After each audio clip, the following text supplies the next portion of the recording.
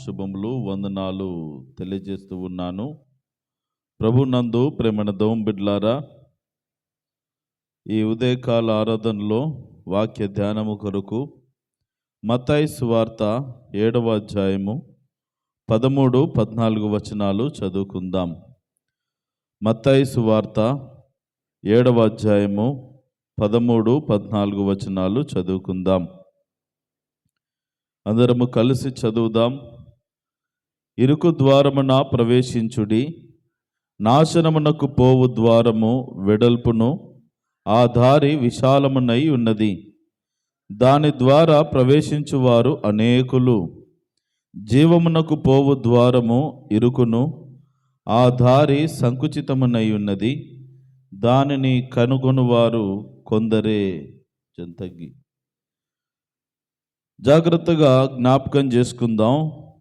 ఈరోజున ఇరుకు ద్వారము గురించి యేసుక్రీస్తు ప్రభుల వారు చెప్పినటువంటి అద్భుతమైనటువంటి మాటలను మనం జ్ఞాపకం చేసుకుందాం. దీంట్లో గొప్ప అద్భుతమైన మాట ఏముందండి? ఇరుకు ద్వారమున వెళ్ళొద్దన్నాడు, విశాల మార్గంలో వెళ్ళొద్దన్నాడు, ఇరుకు ద్వారంలో ప్రవేశించమన్నాడు. ఇదేంటో మాకు అర్థం కావట్లేదనేటువంటి భావనలో నేటికి చాలామంది విశ్వాసులు ఉన్నారు. జ్ఞాపకం చేసుకోవాలి, ఇరుకు ద్వారమున ప్రవేశించండి అని యేసు ప్రభుల వారు చెప్పిన మాట ఈ లోకములో జీవిస్తున్నటువంటి మనుషులకు కాస్త కష్టతరమైనటువంటి పరిస్థితే కానీ అదే నిజం. ఇరుకు ద్వారమున ప్రవేశించుడి అని చెప్పి, నాశనమునకు పోవు ద్వారము వెడల్పును, ఆ దారి విశాలమునై ఉన్నది, దాని ద్వారా ప్రవేశించువారు అనేకులు. ప్రజలందరికీ దేవుడు యేసుక్రీస్తు ప్రభుల వారు ఇక్కడ 2 దారులు చూపిస్తూ ఉన్నాడు. ఒక దారేమో ఇరుకుగా ఉన్నది, ఒక దారేమో విశాలముగా ఉన్నది. అయితే ఏ దారి ఎంచుకుంటావు అనేటటువంటిది తన ముందున్నటువంటి ప్రజల ముందు దేవుడే ఈ ఛాయిస్ ఇస్తూ చాలామంది కోరుకునే ఆ దారి గురించి కూడా చెప్తా ఉన్నాడు. ఇరుకు ద్వారం ఉన్నది, విశాల మార్గం ఉన్నది. అయితే చాలామంది ఆ విశాలమైనటువంటి దారినే కనుక్కుంటారు, కోరుకుంటారు అని చెప్తా వస్తున్నాడు. ఎందుకు అనంటే, నాశనమునకు పోతుందా దారి, నాశనమునకు పోవు ద్వారము, ఆ దారి వెడల్పుగా ఉంటుంది, విశాలంగా ఉంటుంది, దాని ద్వారా ప్రవేశించువారు చాలామంది ఉంటారు. మీరు ఎప్పుడైనా గమనించండి, మంచి కొరకు వెళ్ళే దారి కానీ, భక్తిపూర్వకమైనటువంటి దారిలో నడవడము కానీ కొన్నిసార్లు ఇబ్బందికరముగా ఉంటుంది, కష్టతరముగా ఉంటుంది, దుఃఖకరముగా ఉంటుంది, బాధాకరముగా ఉంటుంది.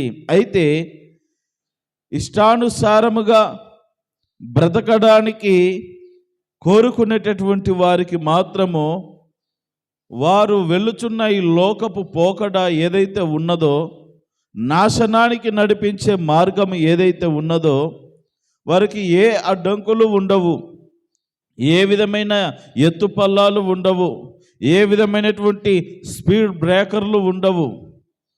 ప్రేమ దేవుని బిడ్డలారా, జ్ఞాపకం చేసుకున్నట్లయితే వారి దారి విశాలంగా కనబడుతుంది. ఎంత దూరం నడుస్తావో నడువు, ఎంత దూరం పరిగెడతావో పరిగెత్తు, ఎలా బ్రతుకుతావో, ఏమేమి తెచ్చుకుంటావో, ఎలా జీవిస్తావో నీ ఇష్టం. పెద్ద పెద్ద వస్తువులు కూడా మోసుకొని వెళ్ళిపోతూ ఉండొచ్చు. కలిగి ఉన్న బంగారము, కలిగి ఉన్నటువంటి ఆస్తిపాస్తులు, కలిగి ఉన్నటువంటి సంపదనంతా కూడా మోసుకొని వెళ్ళిపోవచ్చు ఆ దారిలో. అయితే యేసు ప్రభుల వారు విశాల మార్గమును అనుసరించమని మనకు చెప్పటం లేదు, కానీ మొట్టమొదటిగానే చెప్తున్నాడు, ఇరుకు ద్వారమున ప్రవేశించుడి. ఇక్కడ 2 పదాలు మనకు కనబడతాయి, ద్వారము, మార్గము. ద్వారము అనంటే ప్రవేశించేటటువంటిది. మీ అందరికి అర్థం కావాలంటే మనము రైల్వే వంతెనలు మనం రోడ్ల మీద చూస్తున్నప్పుడు, రైల్వే వంతెనల దగ్గర చూస్తున్నప్పుడు కొన్ని ఇరుకుగా ఉంటాయి. కొన్ని పెద్ద పెద్ద వెహికల్స్ వెళ్ళడానికి వీలుండదు అక్కడ. మళ్ళీ హైట్ ఉండేటటువంటి వెహికల్స్ వెళ్ళడానికి వీలుండదు అక్కడ. అందుకని ఆ బ్రిడ్జి ఏదైతే ఉన్నదో కింద వెళ్ళేటటువంటి బస్సులు వెళ్ళడానికి మాత్రం కాస్త అనుకూలత ఉంటుంది. పెద్ద పెద్ద లోడ్లు ఉన్నటువంటి హెవీ వెహికల్స్ వెళ్ళడానికి వీలు లేకుండా దానికి ముందుగానే ఒక ఏమంటారు రాడ్లతో స్తంభం పోల్స్ చేస్తారనమాట. ఒక కమాండ్ లాగా పెట్టేస్తారు. దాంట్లో పట్టగలిగితేనే లోపలికి వెళ్ళాలి. దాంట్లో పట్టకపోతే లోపల పట్టదనమాట. అది దాని అర్థం. దాంట్లో పట్టేంత వరకే, ఇంకా ఏమి పట్టదు దాంట్లో. ఆ ఒక్కటి మాత్రమే దూరి వెళ్ళిపోవాలా. యేసు ప్రభుల వారు చెప్పినటువంటి మార్గము, ద్వారము అలాంటిదే. కొన్నిసార్లు ఎందుకు ఈ మాట చెప్పాడు? ఇరుకు ద్వారమున ప్రవేశించండి. ఇరుకు ద్వారము, ఈ దారి సంకుచితమైనది, దానికి కనుగొని వారు కొందరే అని ఎందుకు చెప్తున్నాడు అనంటే, ఈ మార్గము ఏదైతే ఉన్నదో, యేసు ప్రభుల వారు చెప్పే ఈ ఇరుకైన మార్గము, ఇరుకైన ద్వారం ఏదైతే ఉన్నదో అది పరమ జీవమునకు నడిపిస్తుంది. అది జీవ మార్గము. మరి జీవ మార్గం అనేది విశాలంగా ఉండాలి కదండి. నాశనానికి పోయే మార్గమేమో విశాలంగా ఉన్నది, జీవమునకు పరమునకు వెళ్ళే మార్గమేమో కష్టతరముగా చిన్నదిగా ఉన్నది. ప్రేమణ దోంబిడ్లారా, ఎందుకు అలా ఉన్నదంటే, నువ్వు జీవమును చేరుకోవాలంటే మన ఇష్టానుసారముగా బ్రతికి అందులో కదా ఇష్టమున్నవాడిని ఎంటేసుకొని వెళ్ళినట్టుగా వెళ్తే ఇక్కడ కుదరదు. కొన్నిటిని పరిత్యజించాలి, కొన్నిటిని విడిచిపెట్టాలి. కొన్ని వస్తువులను వదిలిపెడితేనే మనము వెళ్ళగలం. మానవునికున్న ఆశ ఏంటంటే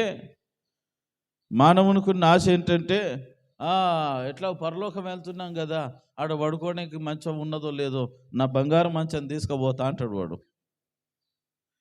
నా బంగారు మంచము బాగా కోట్లు పెట్టి చేయించుకున్నా తీసుకెళ్తాను అంటాడు వాడు. ఆ ద్వారం దగ్గరకు వచ్చేసరికి, ఒరేయ్ నీకు జీవము కావాలా, నరకం కావాలా? జీవమే కావాలా సార్. జీవం కావాలంటే నీ ఒక్కడికి అవకాశం. నీ మంచం లోపలికి ఇందులో పట్టదురా నాయన. అయ్యో మరి ఎట్లండి, అక్కడ పడుకోవడానికి ఉన్నదా? ఈ రోజున మనిషిలో యొక్క ఆలోచన తీరు వైఖరిలాగే ఉన్నది. ఆ ఒక్కడు మొన్నటి దినమున చెప్పానే, అన్ని బాగున్నాయి రాబాయ్, నీలో ఒక్కటి కొదవగా ఉన్నది అని అంటే ఏది? ధనం మీద వ్యామోహం. నువ్వు ఏదైనా చెప్పు సార్, ఏదైనా చేస్తాను, కానీ ఈ ధనాన్ని విడిచిపెట్టి మాత్రం నా వల్ల కాదు స్వామి, దండం పెట్టి వెళ్ళిపోయాడు. మరి ఎలాగున్నా నీకు మోక్షం దొరికేది? ఎలాగున్నా నీకు జీవము, నిత్య జీవము దొరికేది? కొన్ని వదిలిపెట్టాలి. విడిచిపెడితేనే కొన్ని దైవ సంబంధమైనటువంటి స్థితిగతులను మనం అనుభవించగలుగుతాం. చాలా సందర్భాల్లో మనకు వదులుకోవడం ఇష్టపడదు.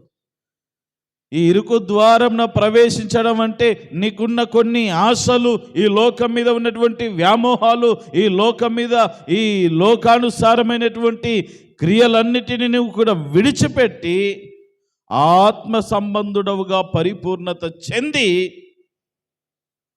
ఆత్మ స్వభావాన్ని ధరించుకొని రక్షణ భాగ్యము పొందుకొని వెళుతూ ఉండాలి. అయినా విశాలంగా కొంచెం ద్వారంలో ఇరుక్కొని వెళ్తే లోపల బాగుంటుంది అనుకోవడానికి వీలు లేదు. ద్వారము ఇరికే, వెళుచున్న మార్గము ఇరికే. అంటే పోతున్నంత కాలము ఏదో ఒక కష్టం, అందుకే క్రైస్తవ జీవితంలో బ్రతికినంత కాలము ఏదో కష్టము, ఏదో ఒక నష్టం, ఏదో ఒక ఇబ్బందులు, ప్రతికూలమైన పరిస్థితులు ఎదురు పడుతూనే ఉంటాయి. అయితే వాటన్నిటి నుండి విడిపించగలిగిన సమర్థుడు మన యేసయ్య. అలాని కష్టాలు రావని చెప్పలేదు. మనము ఇదే పేజీ పక్కకు తిరిగేసినట్లయితే మత్తయి సువార్త 5వ అధ్యాయము 11-12 వచనాల్లో, నా నిమిత్తము జనులు మిమ్మును నిందించి హింసించి మీ మీద అబద్ధముగా చెడ్డ మాటలెల్లా పలుకున్నప్పుడు మీరు ధన్యులు, సంతోషించి ఆనందించుడి, పరలోకమందు మీ ఫలము అధికమగును. ఇలాగున వారు మీకు పూర్వమందుండిన ప్రవక్తలను కూడా క్రైస్తవునికి హింసలు వస్తాయి. నిజముగా దైవభక్తి చేస్తున్న వారికి కష్టాలు వస్తాయి. అయితే ఆ కష్టాలు ఎక్కువ కాలం నిలవవు, కానీ ఆ కష్టాల మార్గంలో నడుచుకుంటేనే, ఆ క్లిష్టమైన పరిస్థితులు నడుచుకుంటేనే మనము చేరవలసిన జీవములోనికి, నిత్య జీవంలోనికి మనం వెళ్ళగలుగుతాం. అందుకని ప్రేమన దౌం బిడ్లారా, జ్ఞాపకం చేసుకుందాం. మరి మనం ఏ స్థితిలో ఉన్నామో ఒకసారి పరిశీలన చేసుకోవాలి. ఇరుకు ద్వారమున ప్రవేశించండి. నాశనమునకు పోవు ద్వారము వెడల్పుగా ఉంటుందా, దారి విశాలముగా ఉన్నది, దాని ద్వారా ప్రవేశించు వారందరూ అనేకులు. ఆ దారిగాని ఎంచుకున్నారంటే విశాల మార్గము, మీకు పరలోక రాజ్యము దొరకదు. అది నాశనానికి నడిపిస్తుంది. జీవమునకు పోవు ద్వారము ఇరుకుగా ఉంటుంది, ఆ దారి కూడా సంకుచితముగా ఉంటుంది, కష్టతరముగానే ఉంటుంది. దాని కనుగొను వారు కొందరే. ఆ ఇరుకు మార్గమును కనుగొన్న కొందరిలో నీవు ఉన్నావా? ఈ రోజున 2 మార్గాలను దేవుడు మన ముందు పెడుతున్నాడు. విశాల మార్గము, ఇరుకు మార్గము. విశాల ద్వారము, ఇరుకు ద్వారము. ముందుగా ఆ ద్వారములో, ఆ గుమ్మములోనికి ప్రవేశించాలి. ఆ గుమ్మములోనికి ప్రవేశించిన తర్వాత మార్గము కూడా కొంతమంది బయట నుండి చూసి మా ద్వారం ఒకటే ఇరుకుగా ఉన్నదిలే, లోపల విశాలంగా ఉంటుందిలే అనుకుంటారు. పూలపాన్పుతో ఉండదు మార్గము. ఎన్నో కష్టాలు, నష్టాలు, వ్యాధులు, బాధలు దాటుకుంటూ ఈ ప్రయాణము చేయవలసి ఉంటుంది. ఈ క్రైస్తవ జీవితం, క్రీస్తు నెరిగిన జీవితం, ఈ భక్తి జీవితం. అందుకని ఇరుకు ద్వారమున ప్రవేశించండి. కష్టమైన, నష్టమైన, దేవుని కొరకు త్యాగపూర్వకమైన జీవితాలు జీవించండి. ఈ లోక మాలిన్యమును అంటకుండా, లోకానుసారమైనటువంటి జీవిత విధానములకు అలవాటు పడకుండా, ఇష్టానుసారమైనటువంటి ఆ వైఖరులను తొలగించుకొని, ఈ విశాల మార్గంలో కాకుండా ఇరుకు మార్గంలో నడుచుకుంటే కొద్ది కాలం మనకు కష్టతరముగా, ఇబ్బందికరంగా ఉంటుంది, కానీ అది నిన్ను నిత్యము మరలా ప్రభువుతో జీవించే ఆ నిత్య జీవములోనికి, పరలోకానికి నడిపిస్తుంది. అది ఎవరు చూస్తారు సార్? దాంట్లో ఎవరు నడుస్తాడు? ఇదే బాగుంది, మనం ఎత్తుకున్న మూటలు బంగారు మంచమే కాదు, ఇక అన్నీ నీ ఇంట్లో ఉన్న వస్తువులన్నీ ఎంటేసుకొని బండి కట్టుకొని వెళ్ళిపోవచ్చు. కానీ చివరికి చూస్తే అంతా అగాధమే. వెనక్కి వెళ్ళలేవు, ముందు ఖచ్చితంగా వెళ్ళాల్సిందే, గోతులో పడాల్సిందే. అలాంటి దుస్థితి వస్తుంది. జాగ్రత్త. ఇరుకు ద్వారమున ప్రవేశించండి. ఈ రోజున ఇరుకు ద్వారాన్ని యేసుక్రీస్తు ప్రభుల వారు నీ ముందు పెడుతున్నాడు. ఇరుకు ద్వారం కలిగే మేలు నీ ముందు పెడుతున్నాడు. ఇరుకు ద్వారములో కొన్ని కష్టాలు, కన్నీళ్ళు, కొన్ని ఇబ్బందులు ఉంటాయి, కానీ అది నిన్ను, ఆ ఇరుకు ద్వారము, ఇరుకు మార్గము నిన్ను పరలోకానికి చేరుస్తుంది. విశాల మార్గాన్ని కూడా ప్రభు చెప్పాడు, అందులో నడవబాకండి, ఎందుకంటే అది చాలా విశాలంగా ఉంటుంది, అది నాశనానికి నడిపిస్తుంది. వెడల్పు బాగుంటుంది, వెడల్పు ఉంటుంది, చక్కగా ఉంటుంది. అందుకే ఈ రోజుల్లో ముఖ్యంగా యవ్వనస్తులు బైకులు నడిపే వాళ్ళకు ఇప్పుడు 4 వేస్ వచ్చాయి కదా, అవి చాలా ఇష్టం. మంచి నేషనల్ హైవేస్ అయితే భలే ఇష్టం అన్నమాట. ఇప్పుడు చూడండి, ఇప్పుడు హైదరాబాద్ బెంగళూరు అది నేషనల్ హైవే, కొట్టినంత కోటు 80 100 80 100 100కు దగ్గర. ఈ రోడ్ల మీదకి ఎక్కేసరికి విసుకొస్తుంది ఊకే ప్రతిదాన్ని ఓవర్టేక్ చేయాలంటే. అదే ఇప్పుడు దిగోపార రస్త లాంటి చిన్న రోడ్డు అనుకోండి, విసుకొస్తుంది ఇక వాడికి డ్రైవింగ్. ఎందుకు? ఇరుకు. కానీ ఇప్పుడు మనం షార్ట్కట్లో వెళ్ళాలంటే ఆ ఇరుకు మార్గం ద్వారానే నువ్వు కొంచెం చిన్నగా నెమ్మదిగా వెళ్తేనే షార్ట్కట్లో త్వరగా చేరుకుంటావు. ఇరుకు ఎప్పుడు కానీ మంచిదే, వేగం తగ్గడం ఎప్పటికైనా మంచిదే. విశాలంగా ఉన్నది కదా, ఎట్టబడితే అట్ట పోతామంటే ఎట్టబడితే అట్టనే పోతావు. పరదేశులము ప్రియులారా, విశాలతను కోరుకోబాకండి, సుఖాన్ని కోరుకోవద్దండి, ఎప్పుడు లాభాలను కోరుకోబాకండి.